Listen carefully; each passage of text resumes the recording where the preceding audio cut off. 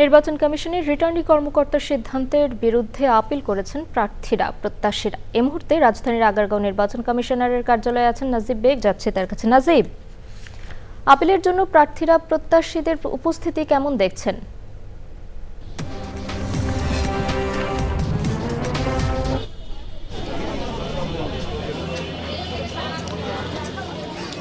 প্রিয়াঙ্কা, আজকে প্রার্থীতা ফিরে পেতে যে আবেদনের যে দ্বিতীয় দিন, আজকে এখন পর্যন্ত 46টি আবেদন পড়েছে, অর্থাৎ গতকালকে বিকেল 5টা পর্যন্ত পড়েছিল 42টি। আজকে এরই মধ্যে দুপুর 2টা নাগাদ আরও 46টি আবেদন জমা পড়েছে।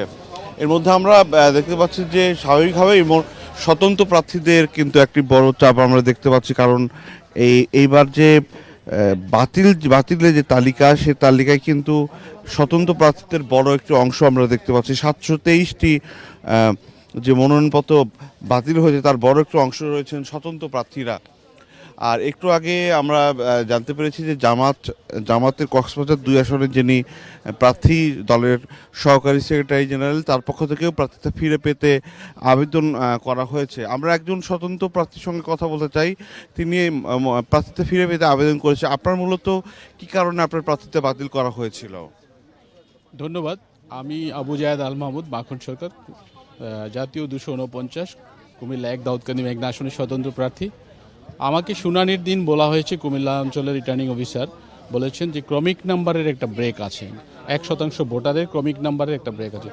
বাস্তবে আমি ক্রমিক নাম্বারের কোনো ব্রেক পাইনি এবং আমার প্রত্যেক পেজে নাম্বার দেওয়া ছিল, সেই কারণটি তারা অ্যাপ্লাই করতে পারেনি। প্রতিপক্ষ কারোর সাথে আতাত করে আমার ধারণা যে 1% ভোটারের পক্ষে 10 জন ভোটারের যে এটা যাচাই করা হয়, সেখানে 1-2 জনকে তারা খুঁজে পায়নি, এটা তারা উল্লেখ করেছে চিঠিতে। কিন্তু শুনানিতে বলেছে ক্রমিক নম্বরের ব্রেক আছে। সুতরাং দুইটা ভিন্ন রকম বিষয়। চিঠিতে আমাকে যে চিঠি দিয়েছে, সেই চিঠিতে বলেছে 1-2 জনকে পাওয়া যায়নি।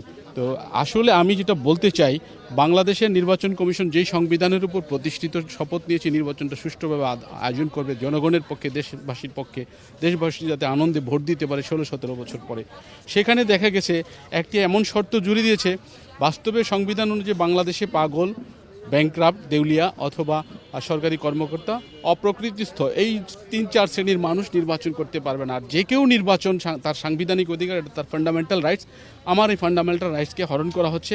আমাকে অন্যায়ভাবে, আমি সহ সকল স্বতন্ত্র প্রার্থীকে এই শর্তটি জুড়ে দিয়ে দেশের নির্বাচন ব্যবস্থাটাকে নষ্ট করে ফেলা হচ্ছে এবং নির্বাচনটাকে প্রতিদ্বন্দ্বিতাপূর্ণ অংশগ্রহণমূলক হওয়া থেকে এই জিনিসটা নষ্ট করে ফেলছে আমাদেরকে। প্রিয়াঙ্কা, শুনছিলেন যে যারা এখানে মূলত আবেদন করতে আসছেন, তারা যেটি বলছিলেন যে তাদের যে দাবি যে ছোট ছোট কারণে মূলত তাদের প্রার্থীতা বাতিল করা হয়েছে, যেটি আসলে রিটার্নিং কর্মকর্তারা চাইলেই তাৎক্ষণিকভাবে হয়তো বা বিষয়টি সংশোধন করা যেত।